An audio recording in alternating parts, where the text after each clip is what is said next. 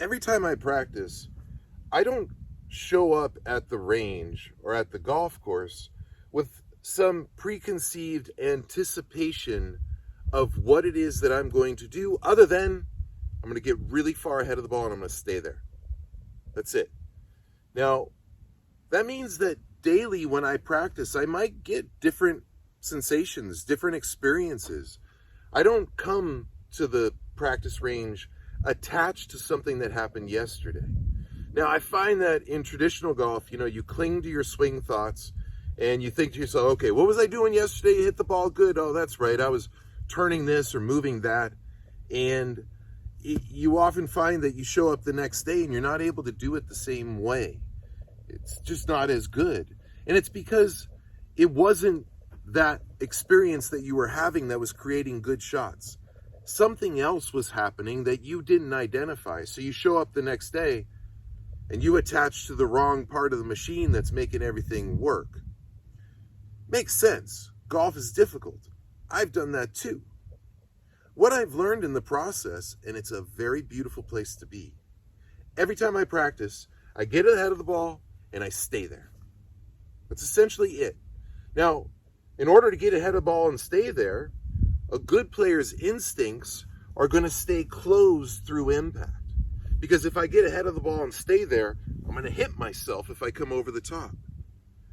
And it actually makes it quite easy when you get ahead of the ball to stay closed through impact. It's a fluid anatomical motion that isn't something that's conjured or is only special to me because of my own athleticism. Everybody could do it. I've watched it now for 30 years. Now, the premise is what's important. Showing up every time you practice, not anticipating what you're going to feel in your movements, but instead, set up deep in a position where your weight's ahead of the ball and your body's closed. And then figure it out. If the prerequisite is that you're going to stay here in this position with your weight heavy on your lead side and your shoulders closed through impact, there aren't many options as to how the club can swing.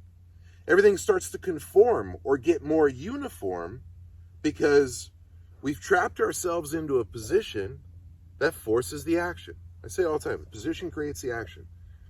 It's not just like the position creates the action like when you draw back a rubber band and fire it, it shoots. It's even better than that. The position forces the action. The rubber band has to be drawn back and it has to be released with its maximum power. That's kind of what goes on in what I experience in the swing. So watch me here as I get warmed up, right? Obviously, I'm going to be starting with some swing path drills, deep in my setup position, but then I remove myself from all the movements that are going to occur. And I'm only telling myself, well, if I'm going to stay in this position, and granted, I'm tapping into my golf athleticism. If I'm going to stay in this position, what must I do? Well, in order to make something useful, I can't be aggressive and come over the top. That wouldn't produce a good shot. I can anticipate that before I even hit it. Okay, so what can I do here from this position? Be nice and soft. Yeah, that makes sense. No reason to attack upon it. And so I'm really just reacting to my setup. It's not like I'm telling myself, hey, arms, hands, move like this. I'm reacting to my setup. So even if I were to take the club at you, at the camera, I'm still going to come back and react to my setup position because this is what I'm keeping as a constant. So when I practice, I'm never trying to anticipate or recreate a movement. And trust me, I've had some cool experiences over a golf ball where I feel like I could do some really magical things with that ball over and over again. And there are lots of feelings of movements that can occur when you're doing that. I have learned there is no need to attach to all of those feelings of movements. Those are all just the effects of something else, a cause, a source. What's the source? Well, we're going to play golf from this position. So if you're going to play golf from this position, what must you do? Oh yeah, well, all right. Well, if I'm going to stay over here, I can't be aggressive. I can't take the club to the outside. I can't take the club back away steeply. I kind of have to conform to this positioning right here. All right, well, let's just see if this positioning produces anything of value. All right, and this is really literally how I went about discovering what it is that I understand about the golf swing. Interesting. If I just stay over there, it kind of forces the result.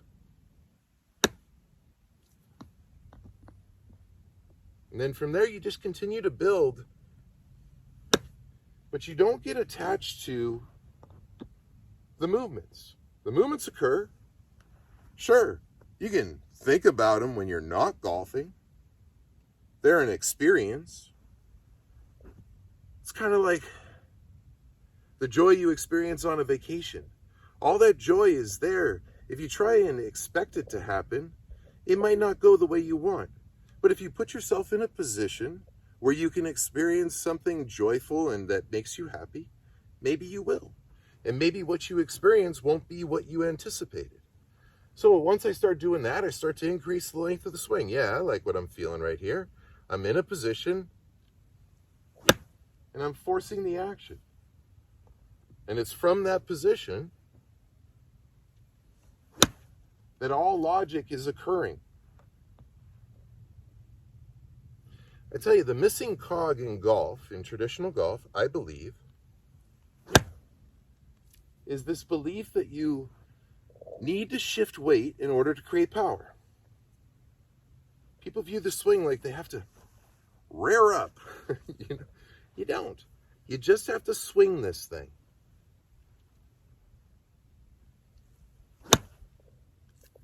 And as you get further left, I'll tell you, even in the traditional swing, being really far left creates very powerful shots.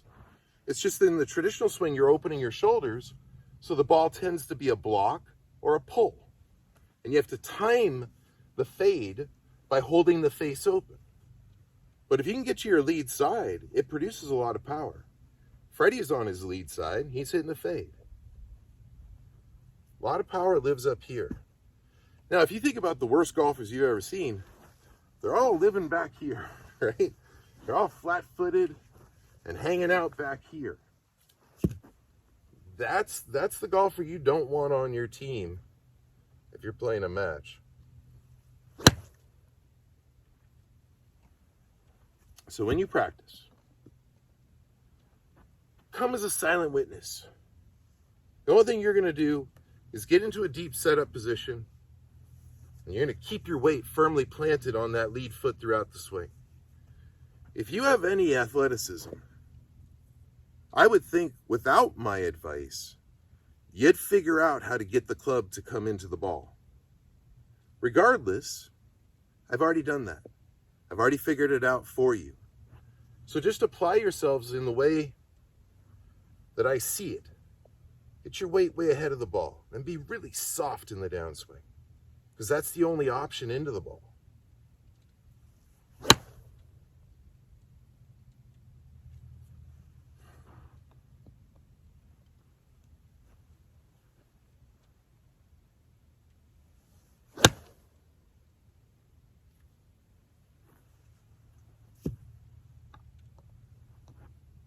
It's just not that hard.